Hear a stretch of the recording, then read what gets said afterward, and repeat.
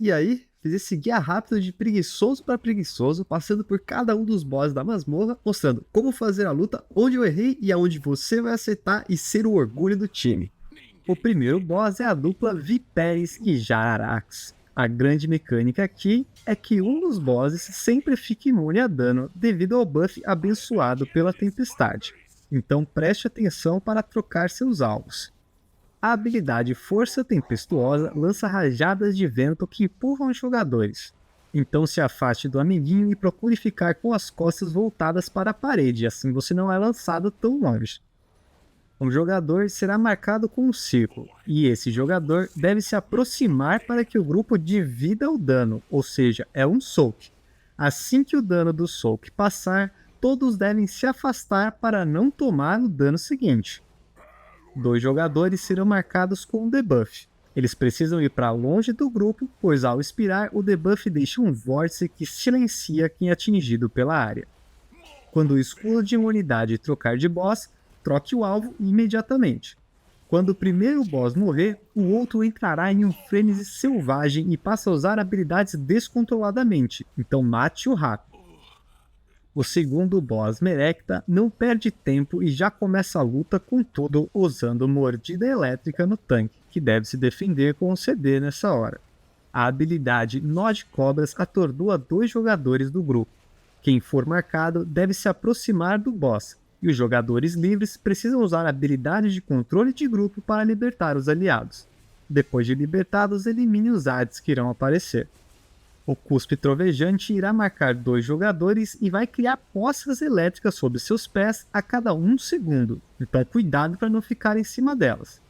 O boss também irá empurrar todos os jogadores para longe, causando dano massivo de eletricidade no grupo. Cuidado para não cair nas áreas que também têm eletricidade.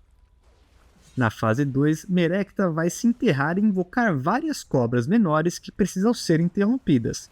Enquanto isso, a chefe fica circulando pela sala no sentido anti-horário e investindo contra os jogadores. Fique atento para não ser atropelado. Essa fase acaba quando todos os ADs forem mortos e a fase 1 recomeça. O terceiro boss, Galvatz, é uma luta toda sobre posicionamento. O boss irá invocar 3 pilares da sala. Cuidado para não estar em cima de onde eles nascem. O tanque deve mover o boss para longe para dar espaço para o grupo. Esses pilares disparam feixes em direção ao boss. Os DPS devem interceptar esses feixes ficando entre o pilar e o chefe. Absorver esse raio causa muito dano e aplica um debuff de dano físico recebido, por isso o tanque não deve interceptar.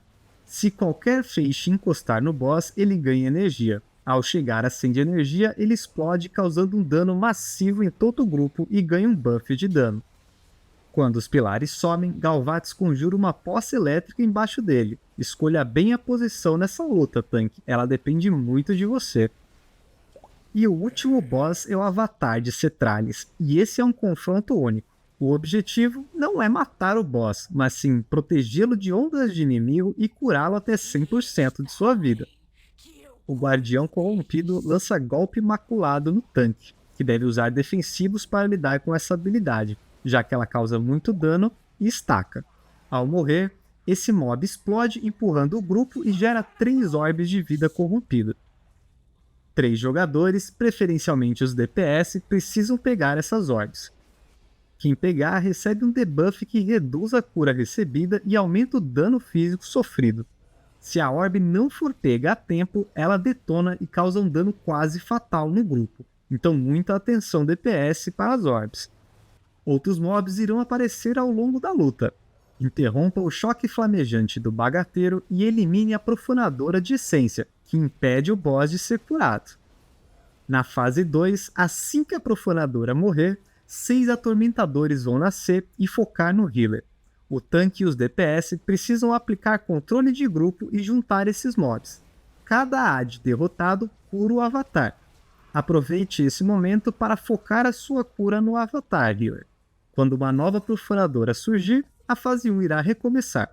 Repita esse ciclo até que o avatar tenha sido completamente curado. E é isso, nos vemos na próxima.